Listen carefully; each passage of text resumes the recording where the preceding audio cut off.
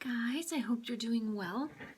I just thought I'd give you guys a quick update. I had done the video repotting all of the smaller Conophytum out of a, sorry this doesn't really get into the frame, out of a really large communal pot yesterday, and some of them hadn't developed as much new root growth or any new root growth as much as I wanted them to, and so I said I was going to soak them. So I'm just giving a quick update.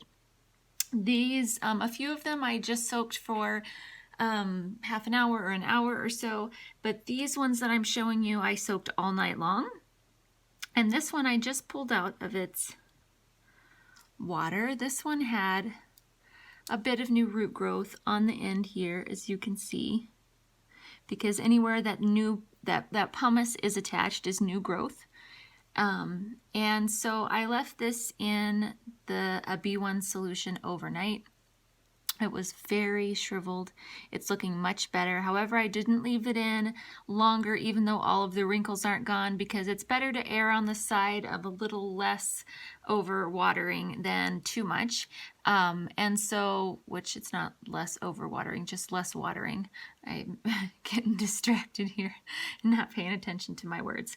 But if you wait until they're completely tight and fat, then it's totally fine if it happens to happen.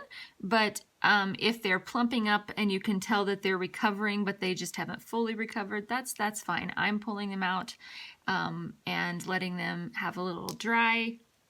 I am also going to remove the little paper.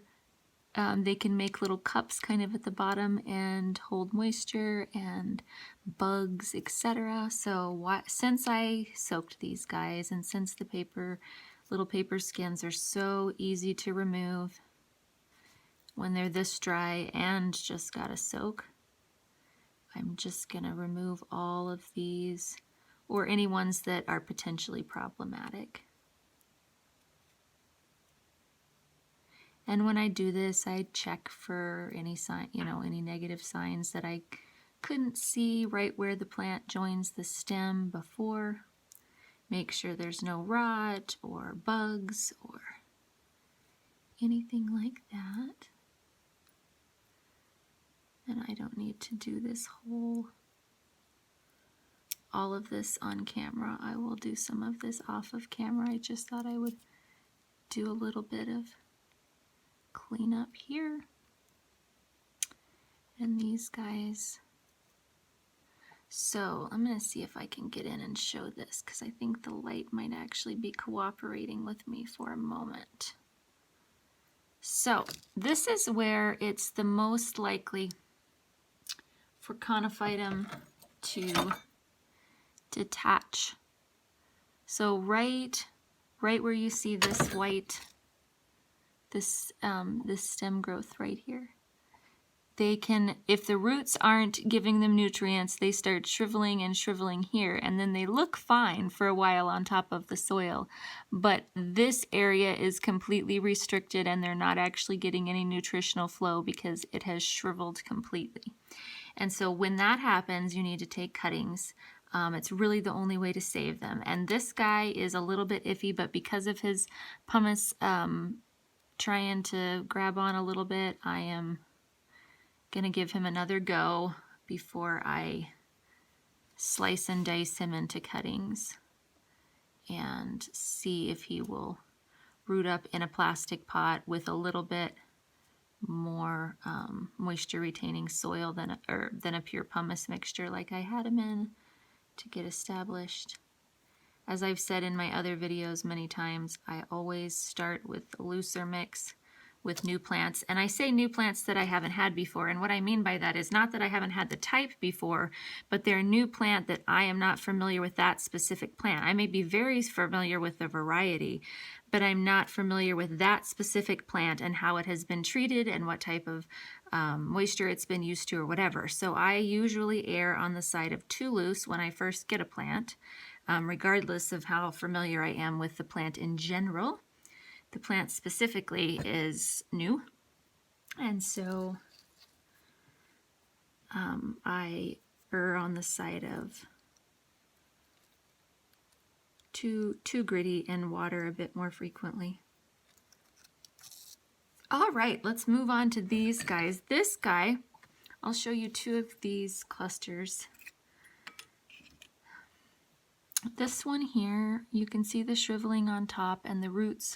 There's one new sprout of roots right here that are new growth, but all of the rest of this, it was just a little stump kind of is, well, it's just pretty much dead, I think. I'm gonna just have a little trim here and look.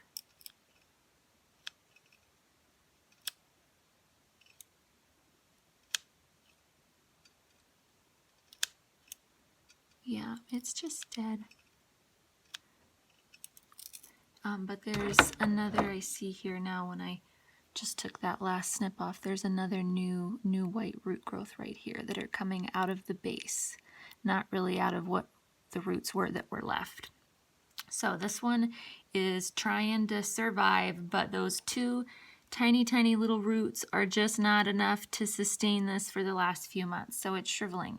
And so for this guy, I am going to leave him in the solution for another 12 hours or so. So it'll be about 24 hours total.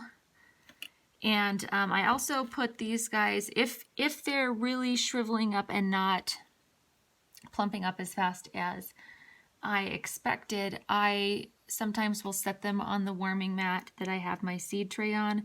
It just keeps the water kind of a tepid temperature, and they really love it. And sometimes the little tiny roots can absorb a lot easier when it's just a little bit warmer. This cluster looked almost, well, it was worse because this one is improving, but it looked about like this one.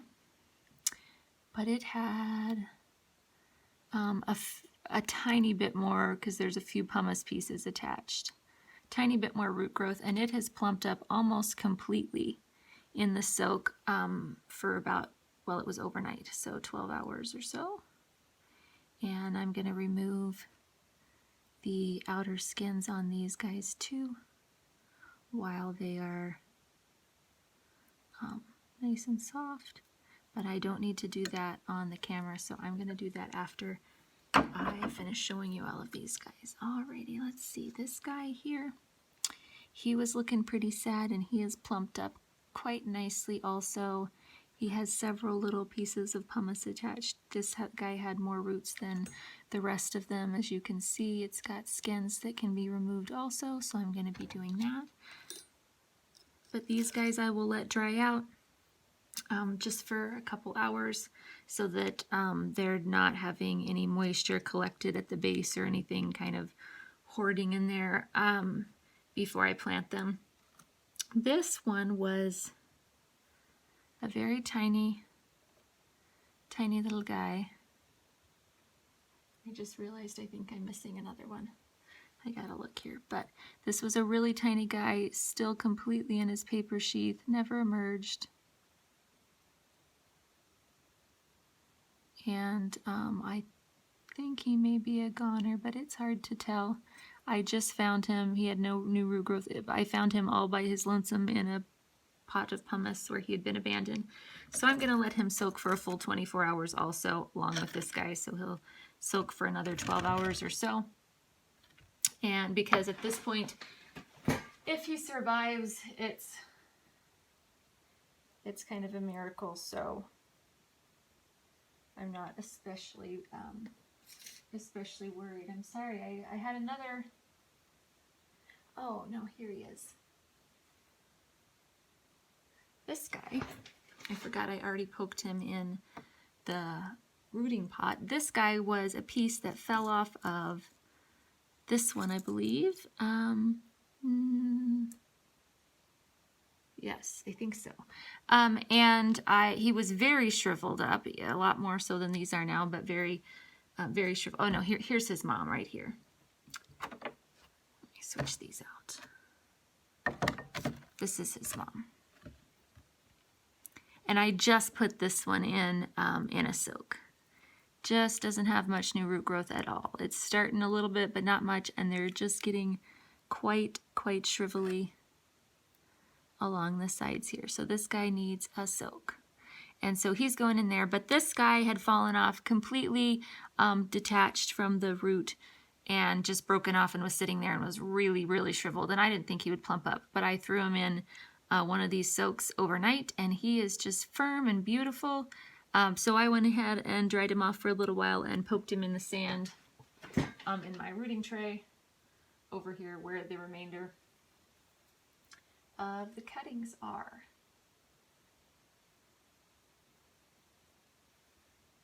I think that's all. Yes, it is. I'm going to soak another one here for a little while, but that is all of these guys for today. This one's going to soak for another bit. Like I said, these guys are going to dry out. I'm going to peel away any of the old papery husks that need to. I actually like the way they look on these guys. Some of the varieties not so much, but these ones I do. So I'm only removing as much as I feel like is helpful for the plant. I'm not really removing it for aesthetic purposes because I kind of like it. But if they're really falling off and the plant is kind of shriveled and I need to be able to see where the stems are attaching, then I will go ahead and pull them all the way off. And if they're very, very loose and just wanting to fall off, then I go ahead and take their suggestion and help them fall off a little bit easier. Alrighty, you guys, that's a quick update on the soaks and how it looks. I like doing it in these little bowls where I can just slip the tags in them. And this guy is soaking next to his pot, which has the tag in it. But I like the little bowls. I like them all being separate, not like in a muffin tin or something, because then you can't dump one out. But it works great. I use a vitamin B1 solution. Let's see here. We're gonna try and move this. This is the brand I typically use. This is the easiest for me to get, but it's just Liquinox vitamin B1 start. Sorry about the glare. I use a tablespoon per quart of water for this type of thing, for soaking cuttings and trying to stimulate new root growth. And I use warm water always, you know, bath temperature kind of, but not quite as hot. If you like really hot baths, then no. But, you know, kind of a body temperature, just slightly warmer than body temperature is nice. You know, 90, 100 degrees is just nicer for these guys and gives them a little bit less of a shock.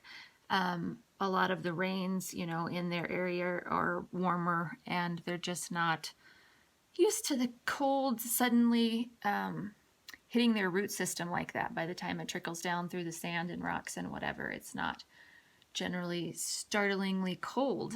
All right, that's it for today. I hope you guys have a fantastic day and happy growing.